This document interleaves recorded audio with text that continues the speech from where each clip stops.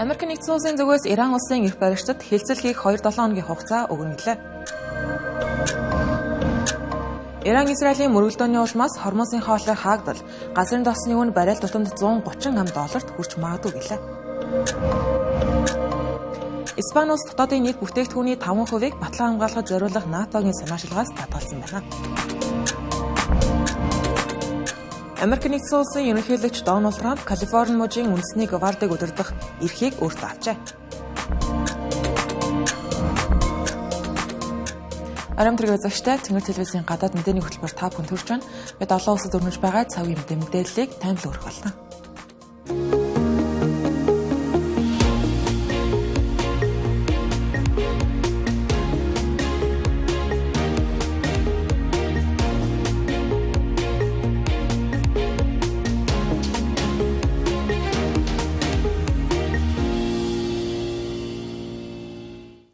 Америк нэгдсэн улсын ерөнхийлөгч Дональд Трамп Ираны цөмийн байгууламжууд руу хийж байгаа Израилийн агаарын товтлогонд нэгдэх хэсгээ эх 2-7 хоногийн дотор шийднэ гэж цагаан ордон мэдээлсэн байна. Өөрөөр хэлбэл Америк нэгдсэн улс Иранд хилцэл хийх 2-7 хоногийн хугацаа өгч байна гэсэн үг. Энэ хооронд Иран, Их Британи, Франц, Герман улсын төлөөлөгчдтэй өнөөдөр Женев хотод уулзахаар төлөвлөсөн байна. Энэ талаар Ираны гадаад хэргийн дэд сайд Аббас Аракчи төрийн мэдээллийн агентлагаар дамжуулан мэдээлсэн. Европын дипломатууд мөн энэхүү уулзалтыг баталсан байна. Уулзалт нь Франц улсын гадаад хэргийн сайд Жан-Нол Барро, Их Британи улсын гадаад хэргийн сайд Дэвид Лами, Герман улсын гадаад хэргийн сайд Йохан Вадефул, Европын холбооны гадаад бодлогын тэргүүн Кай Каллас нар оролцсон. Эдгээр Европын холбооны төлөөлөгчид энэ 7 хоногийн ихээр Ираны төлөөлөгч Аббас Аракчитай уулзаар ярьж хэлэлцээний ширээнд эргэн сууж бусадмал байдлыг намжаах шаардлагатай гэдэгт санал нийлсэн юм байна. Уулзалтыг Ираны зүгээс санаачилсан байна. Франц улсын ерөнхийлөгч Эммануэль Макрон Европын орнууд энэ хямралыг бүр мөсөн эцлэх зорилготой хэлэлцээрийн хувилбарыг санал болгохоор бэлтгэж байгаа гэсэн мэдээлэл өгсөн. Хав гараг тэрээр Францын гадаад хэргийн яамны сайдад холбоотон улсуудтайгаа хамтарч дипломат шийдлийн төлөвлөгөө боловсруулах үүрэг өгсөн гэлээ. За Их Британи улсын сайд Дэвид Лами Америк нэгдсэн улсын төрийн нарийн бичгийн дарга Марко Рубио болон цагаан ордны ойролт орнын асуудал хариуцсан тусгай төлөөлөгч Стив Виткоф нартай уулзсныхаа дараа Швейцарын энэхүү Женев хотод ирэхээр бол төлөвлөсөн юм байна. Тэрээр бид Иран хизээж газрын зэвсэгтэй болох ёсгүй гэдэгт санал нэгдэж байгаа. Дипломат шийдэлд хүрэх 2-7 хоногийн хугацаа бидэнд байна гэжээ. Европын холбооны төлөөлөгч Кай Калласын тухайд Европын улс орнуудтай уялдан ажиллаж дипломат замаар Ираны цөмийн хөтөлбөрийг хязгаарлах нь хамгийн зөв гарцаа гэж үзэж байгаагаа хэллээ. Харин Герман улсын тухайд гадаад хэргийн дэд сайд Йохан Вадефул бид яриа хэлэлцээ хийхэд бэлэн хിവэрэ гэхдээ Ираны зүгээс цөмийн зэвсэгтэй улс болохгүй гэдгээ цөмийн зэвсгийн тухай хардлагуудыг нийт заасан итгэл төрүүлгөөс шалгаж баталгаажуулж болохгүй дөрвтэй алхам арга хэмжээ авах хэрэгтэй гэсэн. Ираны хувьд цөмийн зэвсэг дэж буйг бол үгүйсгэж тус улсын цөмийн хөтөлбөр нь зөвхөн инхийн зорилготой гэж бол мэдээсээр ирсэн. Олон улсын атомын эрчим хүчний агентлагч мөн Иран цөмийн зэвсэг бүтээж байгаа тухай нотлохоо олдоогүй гэж бол мэдгдсэн. Гэхдээ ураны баяжуулалтын төвшин нь асар хурдтай нэмэгдэж 60% хүрсэн. Мөн агентлагтай сүүлийн үед хамтарч ажиллах нь илт багассан гэдгийг хэлж байгаа. Намын Ираныг үүнийхэн төлөө цөмийн зэвсэг үйл дэлгэрүүлэх гэрээний үүргээ зөрчсөн гэж энэхүү агентлагийн зүгээс үзнэ нь Израилийг Иран руу халдахтай ашиглах гол шалтгаан болсон байна. Уулзалт болох гэж байгаа Женев хотын тухайд 2013 онд Ираныг цөмийн хөтөлбөрөөр хязгаарласных нь хариуд хориг туслах олон улсын хамтарсан гэрээний анхны хэлэлцээрийг мөн энэ хотод байгуулж байсан түүхтэй. Харин 2015 онд энэхүү хэлэлцээр цогц хэлэлцээр болж батлагдаж байсан. Дагэж Дональд Трамп 2018 онд ерөнхийлөгчийнхөө анхны бүрэн эрхийн хугацаанд энэхүү хэлэлцээрээс Америк нэгдсэн улсыг гаргаж Ираныг чиглэсэн хоригуудыг сэргээж эхэлсэн байдаг. Тэр цагаас хойш Иран ураны баяжуулалтаа огцом нэмэгдүүлсэн гэгдтэй. Иран Израилийн мөргөлдөөний улмаас газрын тосны үн огцом өсч болзошгүй талаар шинжээчид ээж дараалан анхааруулсаар нь тухайлбал City банкны тооцоогоор хэрвээ Иран өдөрт 1.1 сая баррел газрын тос экспортлох боломжгүй болвол Brent төрлийн газрын тосны ханш мөргөлдөөнөөс өмнөх түвшнөөс 15-аас 20% өндөр буюу баррел нь $75-аас $78 хооронд хэлбэлцэнэ гэж байна. Тэгвэл Barclays-ийн тооцоогоор Ираны экспорт тэн хагалсан болж буурах юм бол газрын тосны үн $85 хүрнэ. Хамгийн муу хувилбарт $100 гарч болзошгүй гэсэн байна. Намын JP Morgan Энэхүү нөхцөл байдал бүс нутгийн хэмжээний мөргөлдөөн болж тэлэх юм бол Хормузын хоолой хаагдж тосны үн барайл тутамдаа 120-аас 130 $. Хүрнэ гэж тооцоолж байна. Энэхүү Хормузын хоолойгоор дэлхийн усан замаар тээвэрлэгддэг газрын тосны 20% нь дамждаг. Хэрвээ хаагдах юм бол нийлүүлэлтэнд томоохон эрсдэл аюул учирна гэсэн зам үн огцсон үснэ. Иран нь ОПЕК-ийн 3 дахь том олборлагч өдөрт 3.3 сая баррель тос олборлдог. Хэрвээ нийлүүлэлт олон сарын турш өдөрт 3 сая баррель хүртэл буурах юм бол үнэ нь $90 дунджаар хүрч болзошгүй байгаа юм байна. Гэхдээ Хормузын хоолой хааглаач гэлээ энэ байдал төдийлөн удаан бол үргэлжлэхгүй богино хугацаанд нийлүүлэлтийг сэргээх хичээнэ гэж Citibank банкны шинжээчид үзэж байна. ОПЕК-ийн гишүүн орнууд ч гэсэн нийлүүлэлтэд нэмэгдүүлэх замаар Ираны экспортын тасалдлын сөрөг үр дагавруудыг зөөлүүлж чадна гэж байгаа юм. Иран нь батлагдсан байгалийн эхийн нөөц өрөө дэлхийд 2 дугаарт, газрын тосны батлагдсан нөөц өрөө 3 дугаарт ордог. 157 тэрбум баррель батлагдсан түүхий тосны нөөцтэй. Энэ нь ойролт орондын нийт нөөцийн 24%, дэлхийн нийт нөөцийн 12%-ийг эзэлдэг юм байна. Нөгөөгөө Иран дэлхийд 9 дугаарт, ОПЕК-т 4 дугаарт чигсэж байгаа. 2023 онд Ираны газрын тосны экспортын орлого 53 тэрбум $т хүрч байсан нь 2021 оны 37 тэрбум $-оос огцом өссөн үзүүлэлт. Хэдийгээр Ираны эдийн засаг хөрш орнуудынхаас илүү төрөлцсөн байдаг ч гэлээ газрын тосны орлого нь орлогын гол их үүсвэр хിവэр байна. Ираны газрын тосны дэд бүтэц улсын өмнөд болон баруун хэсгээр дархан байрладаг. Эдгээрт хуурай газрын ордууд, далайн өрөмлөгийн талбайнууд, шатхуун боловсруулах үйлдвэрүүд, экспортын бомбтууд болон дамжуулах хоолой сүлжээ багцдаг. Бараг бүх экспортын газрын тос нь хар харлаар дамждаг. Энэ бомбд өдөрт 1.5 сая баррель газрын тос хүлээн авч экспортлдог. Байгалийн хувьд Иран нь батлагдсан нийт нөөц өрөө дэлхийд 2 дугаарт бичигддэг. 1200 их найд куб фут буюу 34 их найд куб метр хийн нөөцтэй. Энэ нь дэлхийн нийт нөөцийн 16%, ОПЕК-ийн нийт нөөцийн 45%-ийг эзэлдэг юм байна. 2023 онд Иран 265 тэрбум куб метр хий үйлдвэрлэсэн. Энэ нь дэлхийн нийт үйлдвэрлэлийн 6%-ийг эзэлж байгаа. Олон улсын хоргийн улмаас гадаадын хөрөнгө оруулалт хязгаарлагдмал тул Иран ихэнхдээ дотоодын компаниудаар дамжуулан хийн ордуудаа ашиглаж байдаг юм байна. Ираны хийн дэд бүтэц мөн улсын өмнөд хэсэгт ялангуяа Персийн булангийн эрэг очимд төвлөрсөн байдаг. Хамгийн том орд нь Катартай хуваан эзэмшдэг South Pars, энэ дэлхийн хамгийн том хийн ордоо. Үүнээс гадна North Pars, Golden Ferdowsi, Kangan, Нар зэрэг чухал ордууд бол байгаа. Израиль улсын хувьд Ираны хэд хэдэн эрчим хүчний байгууламжууд руу цохилт өгсөн гэж мэдээлэгдэж байна. Үүнд South Pars хийн орд, Fajar Jam хийн үйлдвэр, Шахран тосны агуулга, Шахар Рей тос үйлдвэрлэх үйлдвэр, замун Техраны түвшний агуулгад багтаж байна.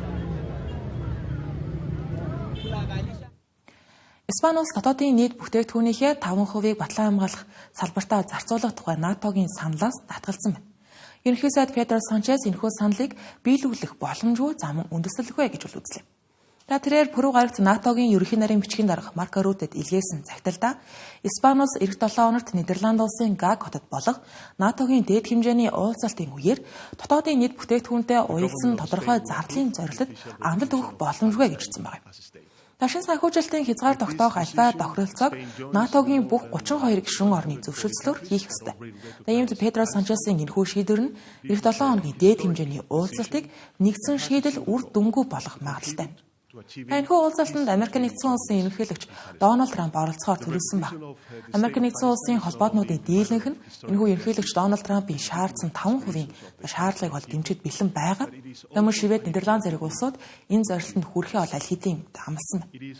Харин Гаг дахь эх 7 хоногийн уулзалтаар НАТОгийн бүх гишүүд энэ асуудлаар нэгдсэн шийдэлд хүрэх учиртай байсан. Педро Санчесийн загтлыг цааш харах юм бол Испани улсын хувьд 5%-ийн зорилтод хүрэх нь зөвхөн үндэслэлгүй гэдгээс гадна сөрөг үр дагаврууд ихтэй илүү. Тухайлбал нийгмийн халамжийн тогтолцоо үндэсний хөгжлийн үзэл баримтлалтай нийцэхгүй, зорилтыг биелүүлэхийн тулд нийгмийн үйлчилгээ, байгаль орчны хөрөнгө оруулалтыг танах шаардлага үүснэ гэсэн. Гэхдээ Педро Санчес энэ оны 4-р сард 2025 онд багтан батлан хамгааллынхаа зардлыг 10.5 тэрбум еврогоор нэмэгдүүлж НАТОгийн өмнөх 2%-ийн зорилтод хүрнэ гэж амлаж байна. Дарийн 7 хоногийн пүрэв гарагт тэрээр илүү уян хатан томьёолох хэрэгтэй. Шаардлагатай бол 5%-ийн зорилтыг Испани улсад үл хамаарах байдлаар хэрэгжүүлэхийг уриалсан байна. Испани цэргийн зардлын тооцоогоор бол улс нь дотоодын нийт бүтээгдэхүүнийхээ 2.1%-ийг зарцуулахад хангалттай гэж Педро Санчесийн захиргаа тооцоолж байгаа юм. Ингэж үзэхэд нь дотоод асуудлууд улс төрийн дарамт шахалт байгаа. Испани дотоодод Санчес болон түүний гэр бүлийг хамарсан авилгын хэрэгүүд түүнийг чиглэсэн улс төрийн дарамтыг огцом нэмэгдүүлж тэрж байтугай зарим холбоотнууд нь түүнд ээлжид бус сонгуульд зарлахыг шаардаж байгаа юм. Цэргийн салбарын зардлын өсөлтөнд Педро Санчесийн эвслийн зарим түнш ялангуяа зүүнний хүчнүүдийн дунд шүүмжлэл дагуулж. Өнгөрсөн 4-р сард Испаноос 2% зорилтонд хүрэх болсноо зарлахад зүүнний хүчнүүд хүчтэй эсэргүүцэж байсан юм. НАТОгийн шинэ зорилтын тухайд товч мэдээлэл өгөх юм бол 2022 оны 2-р сард Орос Украиныг Украин руу давталсноос хойш бүх гишүүн улсууд дотоодын нийт бүтээгдэхүүнийхээ 2%-ийг батлан хамгаалалт зарцуулах зорилтын зүг бол эрчтэй ажиллаж эхэлсэн. Зарим одоо Европ болон Хойд Америкийн хамгаалтыг бэхжүүлэхийн тулд 3% зарцуулалт шаардлагатай гэж бол тооцож байгаа. Тэгвэл шинэ зорилтын дагуу 3.5%-ийг танк сөнөөгч онгоц Пуучингийн хамгаалалт нэмэлт цэргийн бэлгэлт зориулах бол 1.5%-ийг зам гүүр бомб нисэх буудал зэрэг дэд бүтцийг сайжруулах дайралтанд бэлтгэх зорилгоор зарцуулахад төлөвлөж байгаа юм. Хугацааны тухайд анх 2032 оныг зорилт хугацаа гэж санал болгож байсан ч гэлээ НАТОгийн ерхий нарийн бичгийн дарга Марко Рүте саяхан Орос улбаноос 2030 он гэхэд НАТОгийн нөхөд дэвсгэрт довтлох чадвартай болно гэж анхааруулсан байгаагаас харахад хэрэгжилтийн хугацааг наашлуулж магадгүй. Одоогийн байдлаар Польш, Балтийн 3 орн болох Эстон, Латви, Литв аль хэдийн 5% шин зорилтыг дэмжиж байгаа гэдгийг олон нийтэд мэдээлсэн. Марко Рүте ч мөн ихэнх холбоотон орнууд энэ зорилтыг дэмжиж бэлэн байгаа гэж мэдгдсэн. Гэхдээ Испаноос ганцаараа НАТОгийн энэхүү саналыг эсэргүүцэж байгаа улс бол биш. Бельги, Канада, Итали зэрэг улсууд ч мөн адил батлан хамгаалалт олон тэрбум $, зардлыг гаргахад хүндрэлтэй байгаа гэдгийг илэрхийлсэн байна. Дараагийн алс мэдээ. Калифорни давтсаалдах шатны шүүх ерөнхийлөгч Дональд Трамп Лос Анжелес хот дахь Калифорни үндэсний гвардийн хяналтыг хадгалж үлдэхийг зөвшөөрлөв. Энд нь мужийн захирагч Гэвин Ньюсомын үндэсний гвардийн хяналтыг мужид буцаан авах оролдлогыг турх хугацаанд няцаасан үйлдэл болж байна. Тамаа холбооны анхан шатны шүүхийн шүүгч Чарльз Брейерийн өмнөх шийдвэрийг бүтгэлзүүлсэн хэрэг болж байгаа. Өнгөрсөн 7 хоногт Гэвин Ньюсомын гаргасан хэмжээлийн дагуу шүүгч Брейер Дональд Трампын үйлдэлийг хууль бусаа гэж үзэн үндэсний гвардийн хяналтыг мужид буцаан шилжүүлэхийг шаардсан байдаг. Утгын зүйн хуулц бүхий шүүгч Брейерийн шийдвэрт ерөнхийлөгч Дональд Трампын үндэсний гвардийн цэргүүдийг дайжилсан үйлдэл шийдвэр нь хуулиар олгогдсон ерөнхийлөгчийн эрх мэдлийг даван гарсан замун Америк нэгдсэн улсын үндсэн хуулийн 10-р нэмэлт заалтыг зөрчсөн гэж дурдсан байна. Энэхүү 10-р нэмэлт заалтанд холбооны болон мужийн эрх мэдлийн зааг ялгааг тодорхойлж өгсөн байдаг юм. Дональд Трампын цаг цагааныхан өөрсдийгөө зөвтгөхдөө Лос Анжелест холбооны засгийн газрын эсрэг бослого өрнөж байсан тул үндэсний гвардийн хяналтыг холбооны түвшинд авах шаардлагатай гэж үзсэн гэх тайлбарыг өгч байгаа. Харин шүүгч Брейер Лос Анжелес болсон чагсаалыг бослого гэж үзэх үндэслэл байхгүй гэж үзсэн. Америк нэгдсэн улсад үндэсний гвард мужийн захирагчийн мэдэлд байдаг ч илээ онцгой нөхцлүүдэд ерөнхийлөгч холбооны түвшинд захирах хэрэгтэй. Тиймээс Дональд Трамп Лос Анжелесын жагсаалыг онцгой тохиолдол гэж үзэн 6 дугаар сарын 7-ны өдөр эсэргүүцлийн жагсаал эд ширүүсэж байх үеэр Калифорни мужид 4,000 гаруй үндэсний гвардийн цэрэг 700 тэнгисийн явган цэргийг илгээх тухайд захирамжийг бол гаргасан. Энэ нөрөө сүүлийн 60 жилийн хугацаанд Америк нэгдсэн улсын ерөнхийлөгч тухайн мужийн захирагчийн эсэргүүцлийг үл харгалзан үндэсний гвардыг холбооны хяналтанд оруулсан анхны тохиолдол. 1965 онд ерөнхийлөгч асан Лондон Алин Джонсон хүний эрхийн төлөө жагсагчдыг хамгаалах зорилгоор Алабама мужид цэргүүд илгээж байсан. Энэ удаад Калифорни захирагч Гэвин Ньюсом цэргийн оролцоонд жагсагчид болон хууль сахиулах байгууллагуудын хоорондын зөрчлийг улам хурцдагна гэж анхнаасаа л Дональд Трампын захирамжийг бол эрс эсэргүүцэж байсан. Таман Америк нэгдсэн улсын тэнгисийн явган цэргийг Лос Анжелест илгээхийг хориглох шийдвэр шүүхээр гаргуулахыг хүсэж байсан ч тухайн үед шүүгч Брейер цэргүүд хараахан Лос Анжелест ирээгүй байсан тул энэ асуудлаар шийдвэр гаргахаас татгалзаж байсан юм байна. Таиланд улсын ерөнхий сайд Paetongtarn Shinawatra Камбож улсын сенатын тэргүүн Hun Sen-т утсаар ярихдаа улсынхаа зэвсэг хүчний удирдлагуудыг гутаанд оромжилсон үг хэллэг ашигласныхаа улмаас албан тушаалаа өгөх дээрээ тулаад байна. Энэхүү харилцан ярианд Таиланд Камбожийн хил дээрх маргааныг намжаах зорилготой байсан ч гэлээ эсрэгээрээ ийхүү Таиландд дотоод шинэ улс төрийн хямралыг үүсгэсэн хэрэг болж байна. Тодорхойлох юм бол өнгөрсөн 1 гарагт Paetongtarn Камбожийн экс ерөнхий сайд Hun Sen-тэй хил дээрх асуудлаар ярилцсан. Тэрхүү 17 минут бүхий ярианы бичлэгийг Hun Sen 5 гарагт өөрийн Facebook хуудсанд нийтэлсэн юм байна. Бичлэгдээр Paetongtarn Hun Sen-ыг авга ахаа гэж хүндэтгэж Таиландын цэргийнхэн хоёр улсын хоорондох хилийн маргааны үеэр хэд сүр үзүүлж хэрэггүй юм ярьсан гэж шүүмжилсэн байгаанаас сонсогдож байна. За энэхүү яриа нь түүний эвслийн болон сөрөг хүчний хууль тогтоогчдын эсэргүүцлийг өдүүлж олон хүмүүс түүнийг огцруулахыг шаардлагад хүргэж байна. Гэхдээ Таиландын улс төрийн хамгийн нөлөө бүхий гэр бүлүүдийн нэгэ эздэг энэхүү Shinawatрагийн гэр бүлийн эсрэг бухимдал энэ хэрэгээс ч өмнө чамгүй байсан. Тодорхойлбол Paddington нь өмнөх ерөнхий сайд Thaksin Shinawatрагийн охин Shinawatрагийн гэр бүлийг их мэдэлд шуулсан хувийн ашиг сонирхлын төлөө улсаа золиослогоо гэж үздэг консерватив хүчнүүд энэ удаагийн явдлыг өөрсдийн байр суурийг баттгах шинэ баримтаа гэж харж байгаа юм. Paddington 5 гарагт сэтгүүлчидтэй уулзахдаа тайлбар өгсөн чиглэлээ олон нийтийн уур бухимдлыг бол намжаад чадсангүй. Тэр шөндөө түүний эвслийн 2 дахь том хүчин болох Бомжаатай нам эвслээсээ гарч байгаа гэдгээ зарласан байгаа нь эрх баригч Фотэй намыг парламент дахь олонхны суудлаар дөнгөж хадгалах хэмжээнд хүргэж байгаа. Энэ бол Paddington-ы засаглалын төгсгөл эхэлж байгаа нь дохио гэж үзэг шинжээж ирсэн байна. Өнгөрсөн пүрэв гарагт Бангкок хотноо ерөнхий сайдын тамгын газрын өмнө эсэргүүцлийн жагсаал болсон. Paddington хэвлэлийн баг хурал хийж өөрчлөлт хүссэн ч гэлээ огцрох шаардлага бол шууд хариугүйгүй. Хүн Paddington хүн сайд хандаж хувийн яриаг олон нийтэд дэлгэсэн явдлыг эрхэвч хүлээн зөвшөөрөхгүй гэдэг бол мэдээлэл. Хариуд нь Камбож улсын гадаад хэргийн яамнаас өөрчлөлт хүссэн мэдээллийг хийсэн байна. Энэхүү хэрэг явдлаас үүдэж Таиландын зэсэг хүчний байгууллагууд дахин улс төрд хөндлөнгөөс оролцож магадгүй гэсэн болгоомжлолыг бол нэмэгдүүлж байна. Сөрөг хүчний удирдагчид ерөнхий сайдыг парламентыг тараахыг бол уриалсан байна. Ихтэй гадаад хүчээр ерөнхий сайдыг солих нь шийдэл бишээ гэж мэдэгдсэн байгаа нь цэргийн оролцоог шууд бус байдлаар эсэргүүцсэн хэрэг болж байна. Өмнөд ашигын дуртагт энэ хэрэгтэй холбогдуулан Paddington-ы эцэг таксийн яагаад одоо хүртэл шоронд суугаагүй байгаа вэ гэдэг асуулт дахин олон нийтийн дунд мэтгэлцээ өрнүүлж байна. Paddington нь 2024 онд ерөнхий сайдаар томилогдсон. Түүнийг томилогдохоос өмнө үндсэн хуулийн шүүхийн шийдвэрээр тухайн үеийн Srettha Thavisin гэх ерөнхий сайд албан тушаалаас огцорч байсан. Paddington нь 37 настай байсан ерөнхий сайдаар томилогдохдоо. Тэр үедээ Аз ТV-ийн хамгийн залуу ерөнхий сайдаа гэгдэж байсан. Түүний томилгоог олон нийт хэвлэлүүд түүний эцэг Thaksin Shinawatрагийн хувьд улс төрийн гайхамшигтай эргэн ирэлт байлаа гэж дүгнэж байсан. Thaksin алга болон их мэдлээ оруулсан хэрэгээр ялгавч 15 жилийн турш гадаадд дөрвсний эцэст 2023 онд Таиландд тийхүү эргэн ирээд байсан юм. Гэвч ирсэн даруйдаа шоронд хоригдоогүй харин ч тансаг өнөр үнэлгээтэй эмнэлэгт 6 сар байсан гэдэг нь олон нийтийн бухимдлыг төрүүлж байсан. Энэ сард Таиландын эмнэлгүүдийн зөвлөл таксины эмчилгээ шаардлагатай байсан гэх нотлогоо хангалтгүй гэж үзсэн юм. Одоо дээд шүүх түүний эмнэлэгт байх хугацаа хууль ёсны байсан хэсэг болон ял гүйцэтгэлд үнэхээр хяналт тавьсан хэсгийг шалгаж байгаа. 97 хоногийн даваа гарагт хэрэгтэй холбоотой баримтуудыг сонсохоор төлөвлөсөн байна. Хөтөлбөр үргэлжилж байна. Энэ хэсэгт би зарим мэдээллийг товчоор хөрвүүлнэ.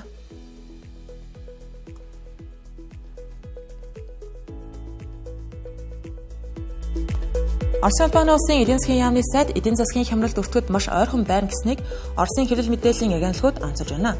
Орос Албаны улсын 2 дахь том хот болох Санкт-Петербургд болсон. Жил бүр зохион байгуулагддаг олон улсын эдийн засгийн форумын үеэр тус улсын эдийн засгийн чадварыг дээшлүүлэх, гадаадын хөрөнгө оруулагчдыг татах зорилгоор эдийн засгийн сайд Максим Решетников ийхүү анхааруулга өгсөн байна. Орос Украины дайны улмаас батлан хамгаалах салбарын зардал нэмэгдсэн байгаа нь инфляцийн түвшин хөөрөх гол шалтгаануудын нэг болсон гэлээ. Франц улсын парламентын гишүүн Паурийн амаршихаг Америкийн нэгдсэн улсад нэвтрэхийг хариулжээ. Ногоон намын гишүүн тэрээр энэ сард Вашингтон DC, Нью-Йорк, Бостон хотууд руу аялахаар төлөвлөж байсан юм байна. Паурийн амаршихын Францын үндэсний ассамблеийн дээр хийсэн хэвлэлийн баг хурал дээр Америкийн нэгдсэн улсын их баригчдад айлчлалынхаа зорилго нь хууль тогтоогчид, идэвхтнүүд, профессорууд, сэтгүүлчдээс Дональд Трампын засгийн эрхэнд гарснаас хойш улс оронд нь ямар өөрчлөлт гарсныг асууж тодруулах зорилготой байсан гэлээ. Дэлхийн геополитикийн хурцдмал байдал ойрхон орондод мөргөлдөөн ширүүсэж байгаа. Энэ үед Нидерланд улс 32 улсын удирдагчид чуулдаг НАТОгийн уулзалтыг зохион байгуулах гэж байна. Зохион байгуулагч улсын талаас аюулгүй байдлын хяналтандаа зориулан нийт цагдаа хүчний тал хөв буюу 27,000 цагдаагийн ажилчдыг дайрлахаас гадна 10,000 гаруй батлан хамгаалахын алба хаагчд үүрэг гүйцэтгэх юм байна. Их баригчид хотын зарим хэсгийг болон замуудыг хэсэгчлэн хааж мөн агаарын орон зайг түр хаахаар болж байна. Зохион байгуулагчид энэхүү үйл явдал нь Нидерланд улсад зохион байгуулагдаж байгаа хамгийн том аюулгүй байдлын ажиллагаа болж байгааг мэдээллээ. Энэ пүрэв гарагт Лондон хотын шүүхээс 10 эмэгтэйг хар тамхиар мансууруулан бэлгийн хүчирхийлэл үйлдсэн хятад оюутанд 24 жилийн хорих ялганалаа. Лондонгийн өмнөд хэсэгт амьдардаг 28 настай Жон Хай Зон болзооны аппликейшнээр дамжуулан хохирч эмэгтэйчүүдтэй танилцдаг байсан ба хамт хичээл хийх нэрийдлээр гэртээ дуудсан байжээ. Одоогийн байдлаар түүнийг хохирч болсон байж магадгүй 24 эмэгтэй шүүхэд хансны 10 хохирогчийн хэрэгэнд нотлогдоод байна. Тэнгэр телевизийн гадаад мэдээний хөтөлбөр та бүхэнд хүрэлээ. Анхаарал хандуулсан явдал баярлалаа.